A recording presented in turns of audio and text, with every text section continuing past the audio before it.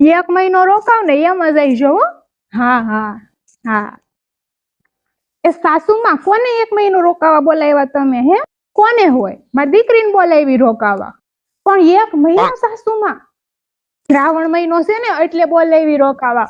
દીકરી આપણી ઘેર રોકાવા આવે, આપણે એની સેવા કરીએ ને તો આપણને પૂન મળે, અને ભાઈ ભાભી ની તો બરકત થાય. એટલે છે ને હસતા મોઢે સેવા કરવાની. હો બેટી, આ તમારા માટે તો કરું છું બધું. હા સાસુમાં સેવા કરીશું. એ 4-5 દી હું 1 મહિનો જ જો. સાસુમાં આખો દી તમારી જ વાતું કરતા હોય. તમે રોકાવા આવો ને તો એને બહુ ગમે. હા, તે વળી કોને 1 મહિનો રોકાવા બોલાવ્યા?